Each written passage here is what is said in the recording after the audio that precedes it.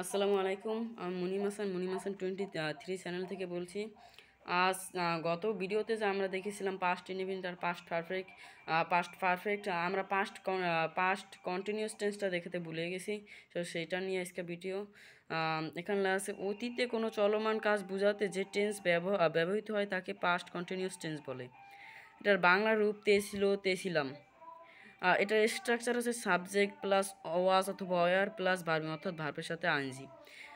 So আয়ের পর ওয়াজ বসে, এখানে লেখা আছে। তারপর থার্ড পারসন সিঙ্গুলার নাম্বার যেমন রহিম, করিম ইত্যাদি পর ওয়াজ বসে। তারপর সে প্লুরাল পার্সন থাকলে সেখানে ওয়ার বসে, যেমন ইউ। এখানে ইউ থাকলে ওয়ার হবে। লেখা আছে আমি ভাত খাইতেছিলাম। তো এখানে সাবজেক্ট স্ট্রাকচার মতো সাবজেক্ট আই আসবে, আই। তারপর হচ্ছে ওয়াজ, আইন পর ওয়াজ। তারপর হচ্ছে খাইতেছিলাম, ইট, এটার আইনজি ইটিং।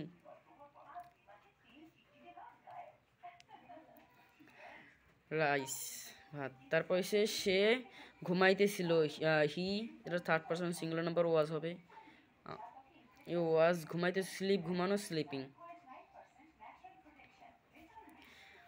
তারপর দেওয়া আছে তাহারা গতকালকে অনেক কাজ করতেছিল। তাহারা দে। তারপর হচ্ছে ওয়ার, দেরা থার্ড পারসন সিঙ্গুলার নাম্বার সেজন্য ওয়ার বসছে। তারপর হচ্ছে কাজ করতেছিল, ওয়ার্ক ডু অর্থ কাজ করা, এখানে ওয়ার কাজ করা, ওয়ার্কিং।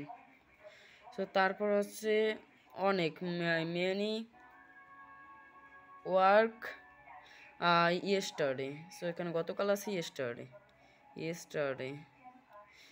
এখানে হয়েছে they were working much works yesterday. তারপর হচ্ছে আমি তখন গান গাইতেছিলাম, আমি সাবজেক্ট আই। তারপর হচ্ছে ওয়াস, গান গাইতেছিল, গান গাওয়া, সিঙ্গিং। তারপর এসে সিঙ্গিং সং মানে গান গাইতেছিলাম তখন, দেন। সো এখানে এই স্ট্রাকচারটা দেখে নিতে পারেন আপনারা, যে স্ট্রাকচারটা হচ্ছে সাবজেক্ট প্লাস ওয়াজ অথবা ওয়ার, তারপর হচ্ছে ভার্বিং, এরপরে অবজেক্ট থাকলে অবজেক্ট আমরা নিতে পারেন।